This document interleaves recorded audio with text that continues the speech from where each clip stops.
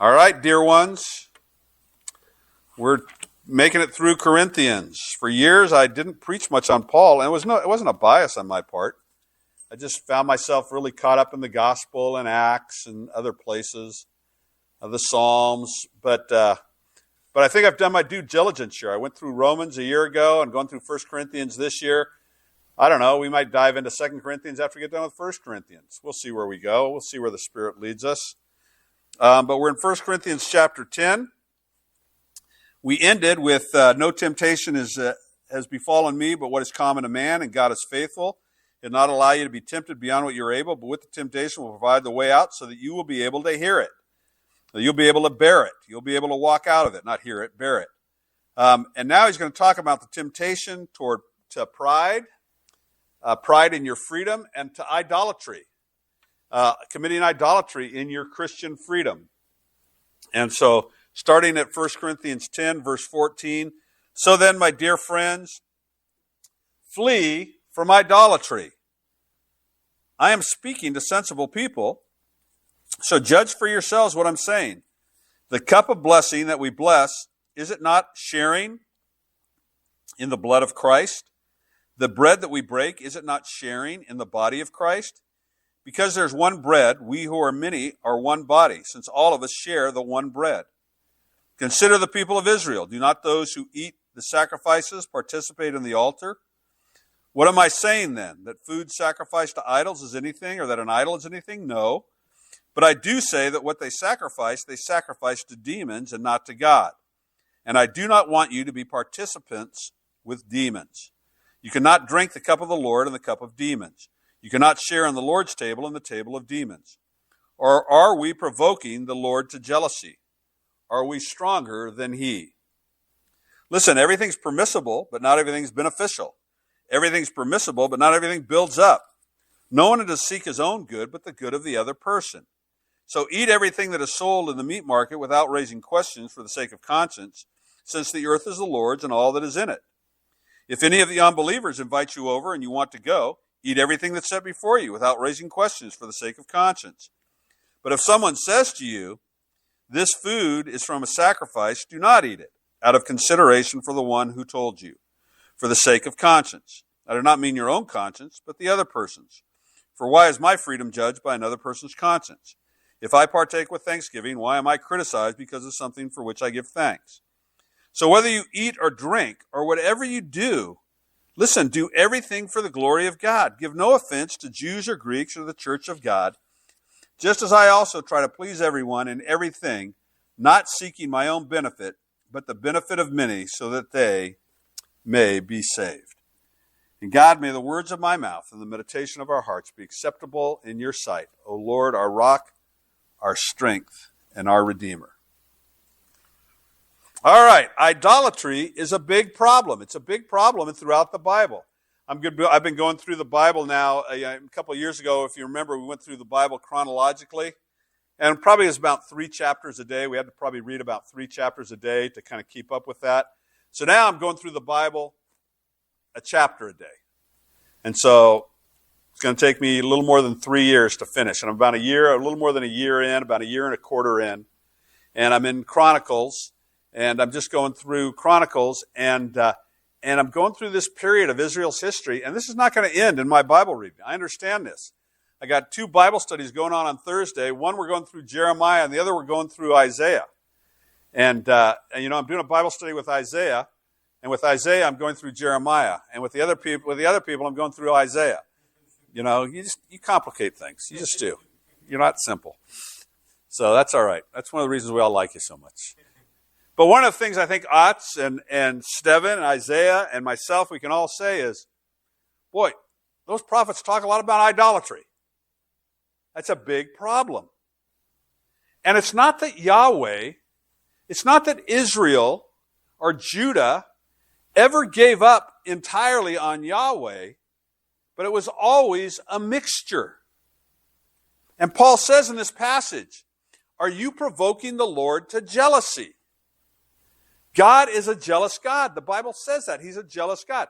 Now, when we use the word jealousy, this is an unfortunate way language works. Is translations don't kind of come across smoothly, because 9 99 people out of 100, when you use the word in English, jealousy, they immediately go to what we would call petty jealousy.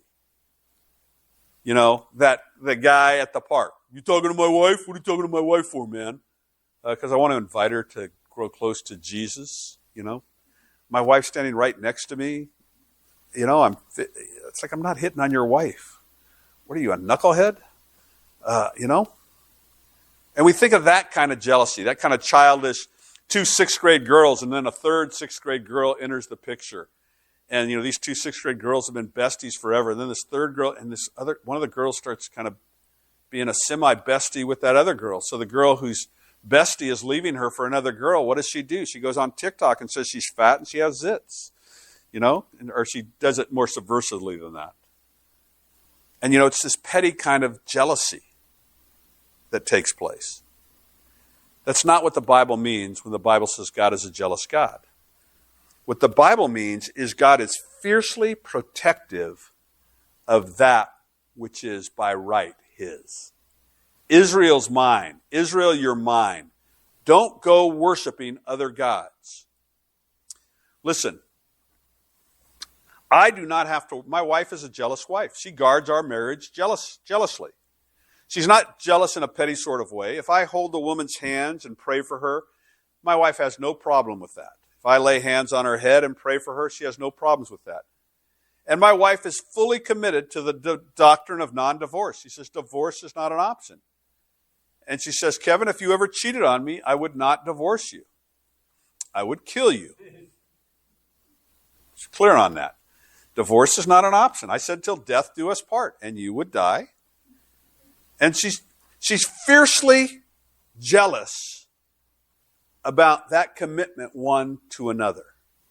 And that is a rightful kind of jealousy. She's not pettily jealous. She's not, you know, as a pastor, women seek counseling. I talk to all kinds of women all the time about very personal details of their lives. My wife trusts me in that. She's good with that. But she's jealous about the thing that matters. That union that we have as man and wife. There's a great movie made years ago about a famous basketball player. I think it was Isaiah Thomas. Isaiah Thomas was a point guard for the University of Indiana and then for the Detroit Pistons. And, you know, he was a Hall of Fame point guard. He's small for a basketball player, 6'1". He's a tiny guy. Small basketball players are different than small human beings. If you're 6'4" and you play in the NBA, you're tiny.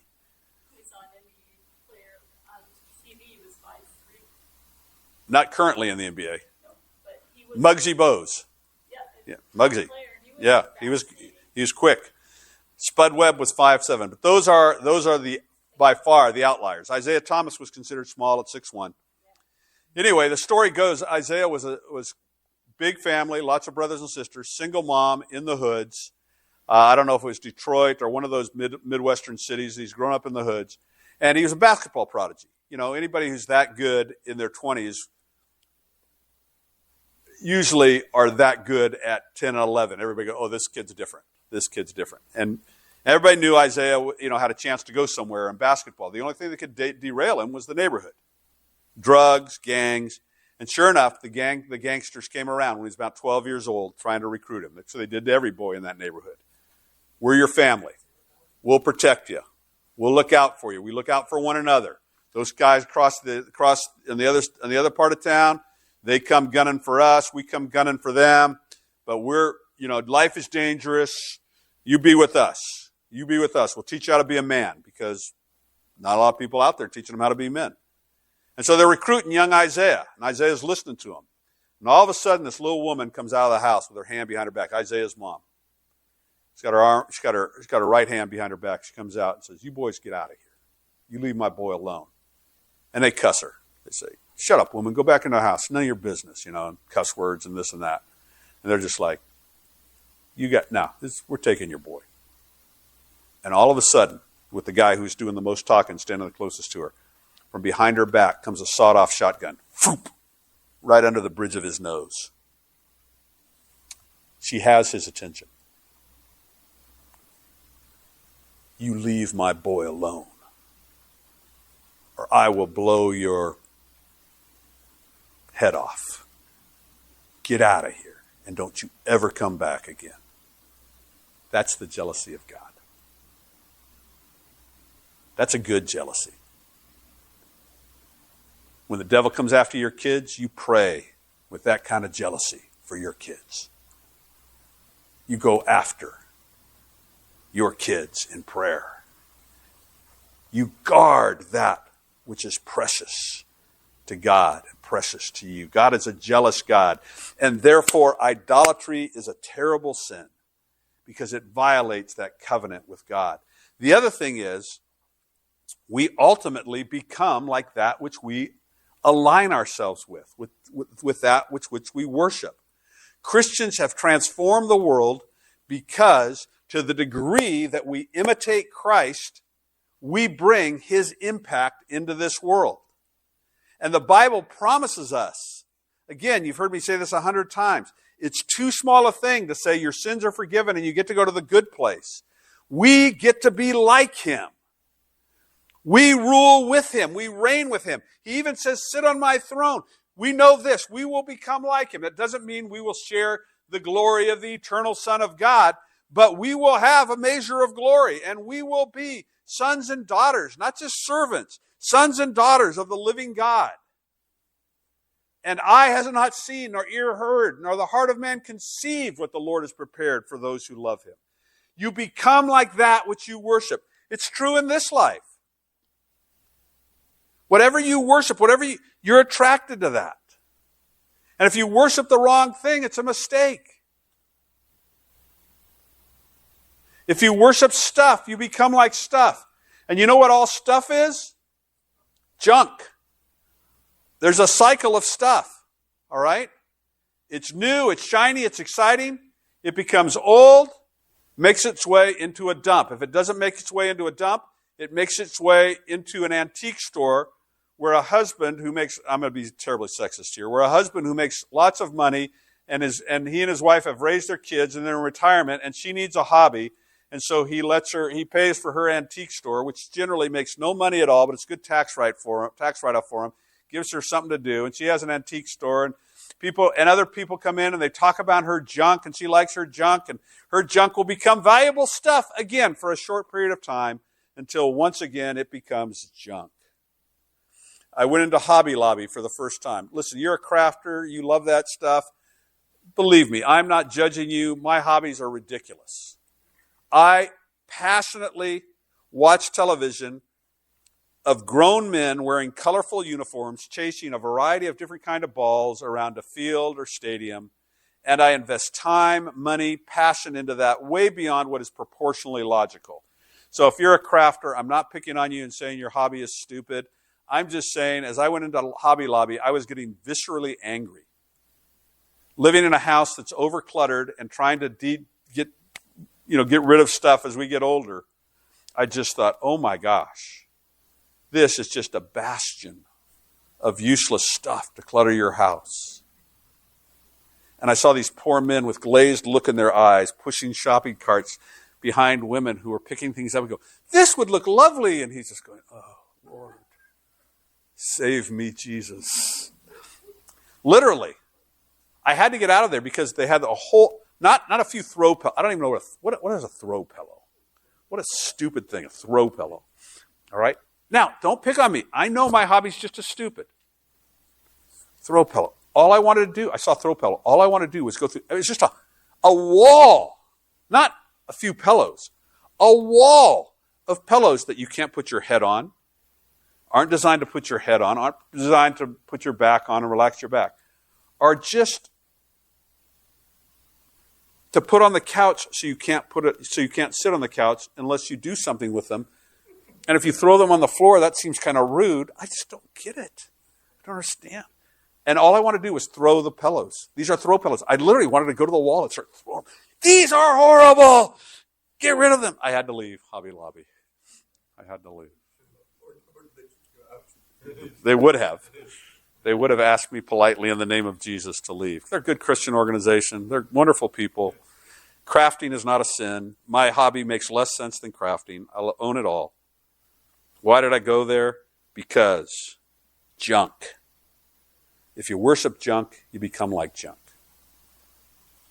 You worship junk. For years, I liked cars. I still like cars. And I'm funny because I'm not a gearhead at all. I know nothing about how engines work, but I like how they look. If I had tons of money and was okay with wasting it, I would buy cars the wrong way, Brian, the rest of my life. I'd buy a new one, drive it for 3 years, go out and buy another new one. And I'd let some other, but I'd take all that loss from the depreciation. I don't do that. So you don't have to disown me. I do the right thing. I buy them when they're 3 to 5 years old, and I drive them into the ground. But, I don't want to do that. I want to get a nice, new, shiny one every 2 or 3 years. And one day I'm driving down Highway 5, and there's a huge junkyard. And I'm jonesing for a car at the time. I'm always jonesing for a car. I got one now. I won't be jonesing for another car for about another 6 months. And I'm looking at, and there's just a pile of steel, just compressed, car junkyard. And the Lord spoke to me, said, see that? I go, yeah. He goes, every one of those was somebody's shiny new car one day. Every single one was somebody's shiny new car. Junk. You become like that which you worship. If you worship anything but God, ultimately you're worshiping a demon. There's a demon behind that worship. And you become like them instead of like Him. That's why God is so jealous. He's protecting what is precious to Him. When we participate in demonic practices, we participate with demons. When you knowingly participate, listen, an idol is nothing. Food offered to an idol is nothing. But when you knowingly participate in those demonic practices, then you are opening yourself up to the demonic. I have done enough deliverances. I haven't done a ton, but I've done enough deliverances to know that seances, magic 8 balls, and Ouija boards are not safe toys for kids to play with. Now, I've known lots of people played with Ouija boards and by all apparent outcomes did not get demonized. But you know what? I've known the other to be true too. And I've known kids who thought it would be really fun at their sleepover to have a seance. And then later, they have a demon. I've known people who've gone to work retreats where a New Age TED Talk kind of person would come in and give them a work pep talk and then add in the work pep talk. It's very important that we be spiritual. Spiritual people are good. And in fact, what we're going to do now is we're going to have each of you, because you need guidance in your job to be the most productive you can be, we're going to have each of you invite a spirit guide into your life. And I know people who've done that. And you know what? They got one. And then years later, they come and say, I want to get rid of the spirit guide here. Because the spirit guide who helped me become successful in my job is now telling me to, whatever, kill myself or, do whatever. When you participate with the demonic, you open yourself up to the demonic. He says, we have this table. And don't you know, when we come to this table, we participate in the life, death, and resurrection of Jesus. We participate in the heavenly life. So too, when you willingly give yourself over to demonic, in this case, demonic beverages, you are participating with them. If you eat it by accident, no big deal.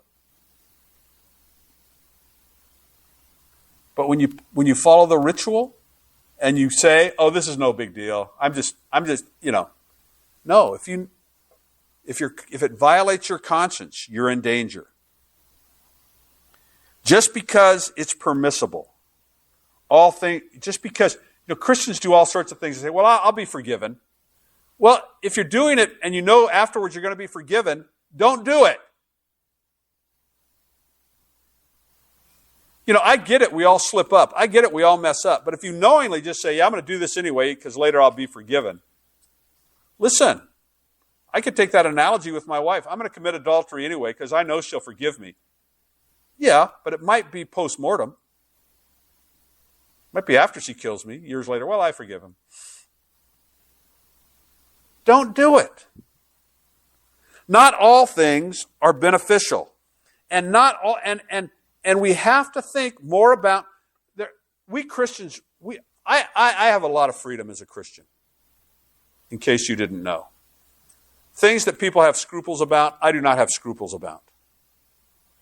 I don't drink, but I have no scruples about Christians having alcohol. I believe firmly that the sin is drunkenness, not a drink. I don't drink because I have a long history, a long genetic history of alcoholics in both sides of my family, and I have an addictive personality that I'm well aware of, and I think I just don't need another monkey on my back. And so years ago, I was in a restaurant with my wife, and we had a glass of wine with dinner, and afterwards she was going to the restroom, and I'm sitting at the bar watching a game, and I order a rum and Coke, and I remember thinking, oh, this is good. I like this. This is tasty. And right then, little red lights started going off. And right then I just said, you know what? I don't want to do this. I don't need this. I saw my dad, I saw my uncles, saw my granddad. I don't need this. And so that was like 1992. I haven't had a drink since. And it's no big deal for me. I'm not tempted to alcohol. Listen, there are several vices I'm not tempted to. I can name at least 3. Workaholism, compulsive exercise, alcohol. Oh, and another one, gambling. Yeah, there's 4. Got no problem with any of those 4. So I'm good. I'm good. Everything else, it's an issue. But those 4, I'm clean. But my wife will have a margarita. You know, we went over to Johnson's house and they first started coming to church, and they brought a lot of wine back from Italy. You know? I think Sophia was just a baby. They had some in her bottle. She was, drinking. It was fine. It was all good. It was all good, little Italian girl. Little wine, little vino with her pasta. My wife will go out. She likes a margarita. She likes drinks that taste like Slurpees. And she'll just have one. I am kind of bad because I encourage her to have 2 because she doesn't get drunk with 2, but she gets a little paranoid and kind of funny. And so I'm always trying to get her to drink 2, but she hardly will ever do it. So, no, I'm not going to have 2. I said, go ahead. Have another one. She'll drink a little wine, but she doesn't anymore because it gives her a headache. And I remember she would have one glass of wine. She'd have one glass of wine. We'd sit down and we'd sit down and watch a sitcom, and I would hear these 2 words, and then the night would be over. I'm warm. That was it for the next 10 hours. I'm warm. Bye-bye. So she's a lightweight, but I don't care. And I've talked to you guys all because I don't think you have major scruples. If you do, come tell me about it. I won't talk about it anymore. I love smoking a cigar. And I don't, people say, oh, that's a sin. You can't smoke a cigar. Show me in the Bible. Show me in the Bible. It's not there. It's not there. Addiction to tobacco, that's a sin. All right? But I've never had 2 in my mouth at the same time, so I'm pretty sure I'm clear from addiction. That was Charles Spurgeon's definition. Some lady chastised him about smoking cigars. He goes, how do you know? She goes, how do you know you're not an addict? He says, I've never smoked 2 at the same time, so I'm clean. No, I mean, I don't think I am. I really don't. I don't need them. I go weeks without them. I'm fine. But I don't want to sound too defensive because then I will be sounding like an addict. Just trying to, I got no scruples about that.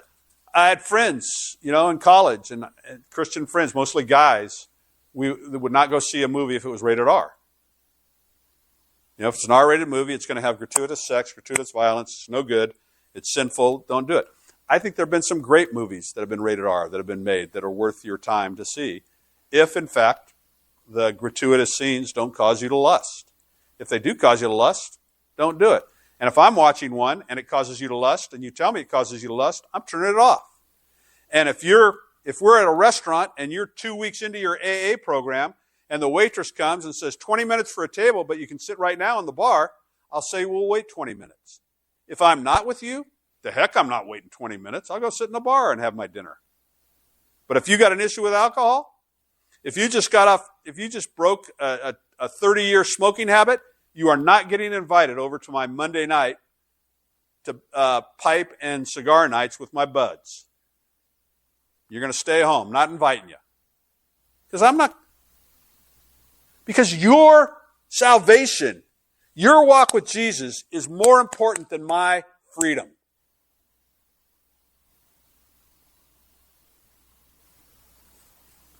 Dear ones, most of you, I think, have a sense of Christian liberty.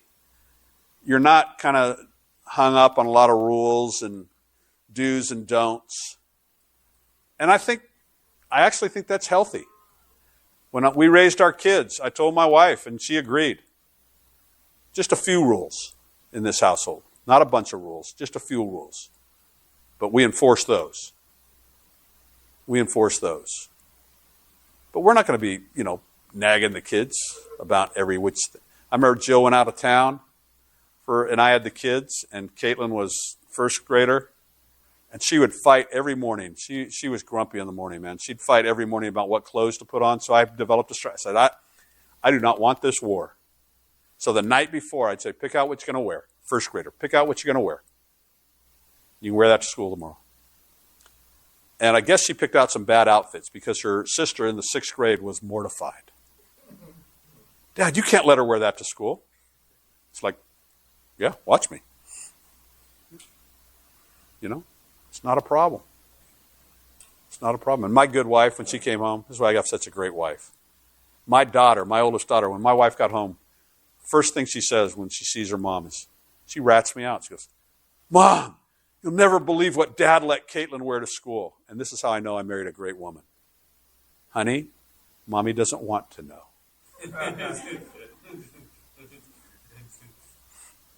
We don't need a lot of rules. She's fine now. She has no trauma over what she wore to school. If her older sister has trauma over it, too bad. That's her problem. All right. If it offends another's conscience, don't do it. If it offends your conscience, don't do it. You have to argue whether or not it's sin. If it offends your conscience, it's sin.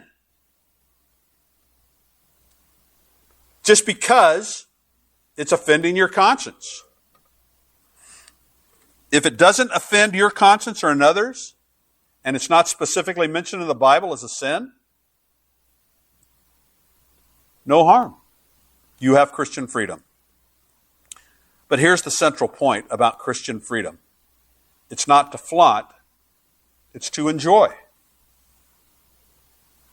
And the central point is that we do all for the glory of God, not for our own pleasure. That's not the goal of life, to live for your own pleasure. Does God allow many pleasurable things to enter our lives? Yes. Be grateful. Enjoy them.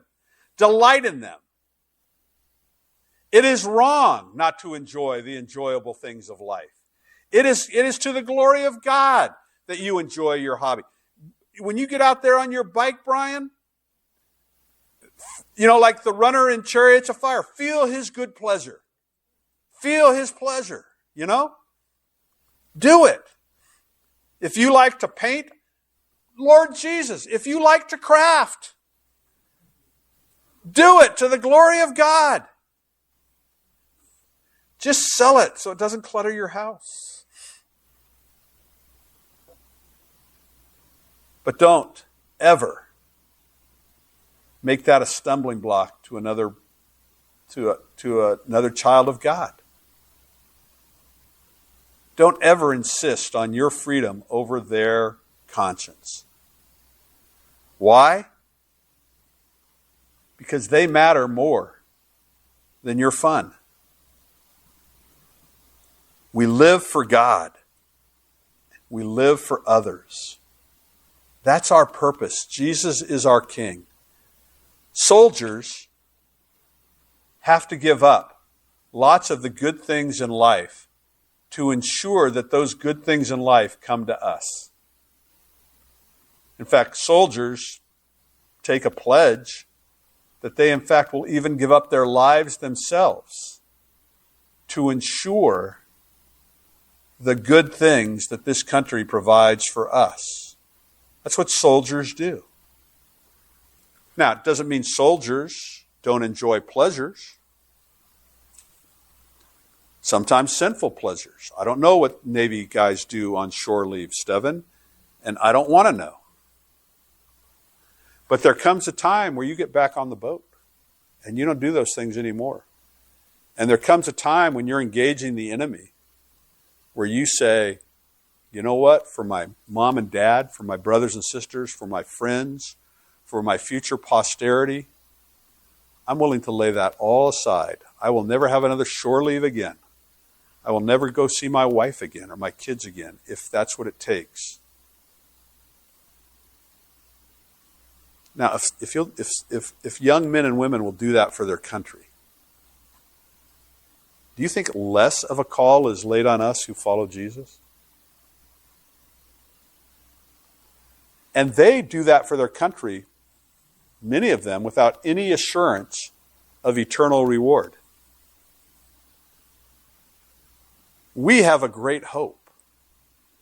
Live for that hope. Live for your good King. And there's no sin in enjoying the good things that your good King bestows upon you. But they are always ready to be thrown aside for the sake of His glory and for an image bearer who needs us to put that thing away so that we can serve them. I thoroughly enjoy the pleasure of a good night's sleep. And I had children. The two are incompatible. I thoroughly enjoy having a wonderful marriage with my wife, but I have children, which means for the sake of those children and the sake of the wonderful marriage for my wife, there were times I gave up sleep, right? My turn to get the kid. I even had the argument. They're not crying for what I have, they're crying for what you have. But after she provided that, then they're still crying. It's like I can't make that argument anymore. I can't make that argument. And you can only pretend being asleep so long without feeling guilty about it. I have lots of money in this stage of my life. If my kids hadn't taken it all when they were growing up, I could have saved all that money I spent on, things like baseball. I mean, golly. So, things like that, things like Jane Austen novels, all that kind of stuff, piano lessons, clothes, cats. Gee, just call her Cha-Ching. Yeah, that's true. I told my son-in-law when he proposed to my daughter, I said, when you give her that wedding ring, she becomes your Cha-Ching. I gladly gave those things up for the joy of raising a family and having a marriage, right? That's the point. Enjoy, don't flaunt. Enjoy, but glorify God and love others first. And flee from idolatry. God is not calling on you to have a divided heart. It's not Jesus and.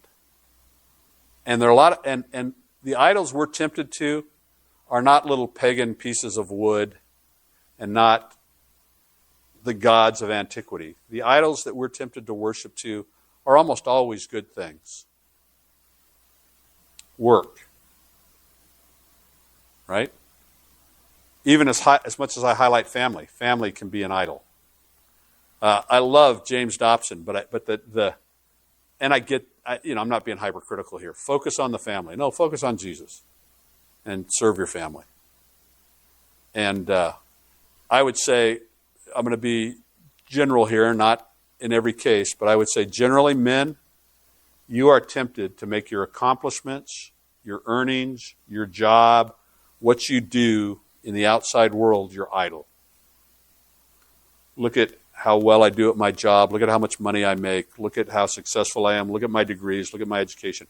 Women, you are tempted to make your children your idol and your family relationships. And it's been interesting over the years. This is just an observation I've made as a pastor. When a man draws close to God, often what he does is he takes a step back toward his family, because he realizes that his pursuits have been selfish. And he becomes more of a servant. I've noticed with women, oftentimes when they draw close to God, they actually take a step away from their family. They stop being the helicopter mom and the glommy mommy. You understand what I'm saying? And it's like, no. They let their husbands in to the parenting role. And they let God in and realize God can take care of these kids better than I can. And so just be cognizant of what you're tempted to idolize. And flee from idolatry. Just run away from it and run into the arms of Jesus. The Lord bless you tonight. Tonight, we are going to participate in this cup and this bread. We unite ourselves. When we do this, we unite ourselves with Christ, and we unite ourselves with one another. This is a unifying sacrament. It binds us together. So, dear ones, come and eat. Come and eat. One loaf, one body. You're my brothers and sisters. Before I knew you, I thought I could live without you. Now that I know you, I realize I can't get by without you. All right? I look forward to seeing each one of you every week. You make me happy. I drive all the way from Port Orchard just to see you, Karen, and the rest of y'all. But, if it was just you, I'd still do it. If it was just Steven, I'd still do it.